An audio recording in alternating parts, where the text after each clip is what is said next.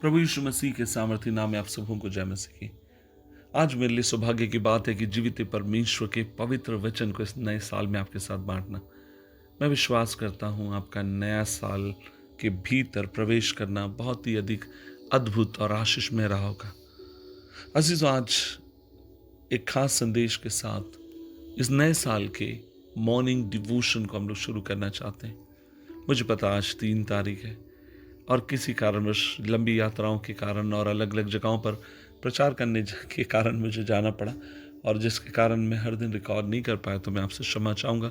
लेकिन आज जब हम लोग मिलकर 3 तारीख में जब मिलकर परमेश्वर के वचन को सुनते हैं, परमेश्वर की आशीष के वचन को मैं आपके साथ पढ़ना चाहता हूँ, जो आपको मुझे मिलता है गिनती की किताब अध्याय 6 उसकी 24 से लेकर 26वीं आयत। लिखा है, प्रभु तुम्हें आशीर्वाद दे, प्रभु तुम्हारी रक्षा करे, यहोवा तुम पर अपने मुख का प्रकाश चमकाए और तुम पर अनुग्रह करेगा कि तुम और प्रभु अपना मुख तुम्हारी ओर फेर दे और तुम्हें शांति से भर दे।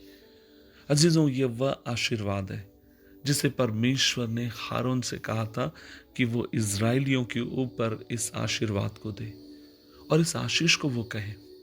और हम देखते हैं लगातार ये प्रथा बनी रही, और हम इस बात के भीतर जब इस आशीर्वाद को हम देखते हैं, इसके भीतर हम परमेश्वर के अद्भुत बातों को देखते हैं। और वो ये है, पहली बात, परमेश्वर हमारी रक्षा करेगा। वो हमें हर खतरे से बचाएगा, मुसीबत से बचाएगा, आपके बच्चों को बचाएगा, मेरे बच्चों को बचाएगा। वो हमारी एक एक आवश्यकताओं को पूरा करेगा। लेकिन उससे बढ़कर वो आपका मेरा रक्षक बनकर इस साल हमारे संग रहेगा। मैं वहां पर दूसरी बात देखता हूं, परमेश्वर अपना मुख हमारे ऊपर चमकाएगा, हमें लज्जित होने नहीं देगा। हो सकता है 2023 में कई ऐसे मौके आए जहां पर हमें लज्जित होना पड़ा, शर्म से सर झुकाना पड़ा, अंधकार में जिंदगी जीनी पड़ी, लेकिन परमेश्वर हमसे एक वादा करते हैं, और वो ये कि वह अपने मुख का प्रकाश हम पर चमकाएंगे। वचन क्या कहता है, जिस किसी ने उसकी ओर देखा उसने ज्योति पाई, वरन उसका मुख कभी काला नहीं हुआ। तो हम विश्वास करते हैं कि परमेश्वर अपना मुख हम पर चमकाएगा और वो हमें अनुग्रह देगा। किसी मनुष्य से हम अनुग्रह की उम्मीद नहीं करेंगे, लेकिन हमारा परमेश्वर हम पर अनुग्रह करेगा। और फिर वो कहता है कि वो अपना मुख तुम्हारी ओर फेर देगा। And last not the least, प्रभु के वचन में लिखा है कि वह अपनी शांति तुम्हें देगा। अजीज, मैं आपसे कहना चाहता हूँ 2024 में हमें जो सबसे बड़ी चीज प्रभु की जो चाहिए, ऑफकोर्स हमें आशीष चाहिए, हमारे बिगड़े हुए काम बन जाए, जहां आर्थिक तंगी है वहां पर परमेश्वर का हाथ हो। लेकिन इन सब बातों के परे हमें परमेश्वर की शांति से हमें बढ़ते जाने की जरूरत है।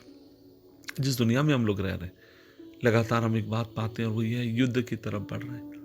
प्रभु के वचन में लिखा है कि अंत के दिनों में युद्ध होंगे, एक देश दूसरे देश के ऊपर चढ़ाई करेगा, तमाम प्रकार की बातें होंगी। लेकिन इन सब के बीच में जो बात हमें चाहिए और जो शक्ति हमें चाहिए जिस बात की, और वो ये है, हमें परमेश्वर की शांति से भरने की जरूरत है। और वह शांति हमें हर बात के ऊपर विजय देगी। उदाहरण के लिए, जब चेले नाव में प्रभु यीशु मसीह के साथ एक जगह से दूसरी जगह जा रहे थे, रास्ते में क्या हुआ, आंधी आए, तूफान आए, सारे चेले घबरा गए, उन्हें लगा हम मर जाएंगे, हम बचेंगे नहीं। लेकिन बाइबल कहती है वो आप पिछले भाग की गद्दी पर सो रहा था। तूफान और आंधी के बीच में भी हमारा उद्धार करता सो रहा है। इस शांति को वो हमारी जिंदगी में देना चाहता है। प्रभु आपको आशीष दे। ये साल आपके लिए आशीष का साल हो, मेरे लिए और आशीष का साल हो। हम सब मिलकर आइए प्रभु से प्रार्थना करें कि वो हमें और विश्वास योग्य बनाए, उसमें बढ़ने के लिए कृपा दे। प्रार्थना करेंगे। प्रभु जी, धन्यवाद इस वचन के लिए, इन नई आशीषों के लिए। मदद करके प्रभु हम आपके लिए जिए, आपके नाम के निमित्त खड़े रहे। यीशु मसीह के नाम से मांगते हैं, आमीन, आमीन।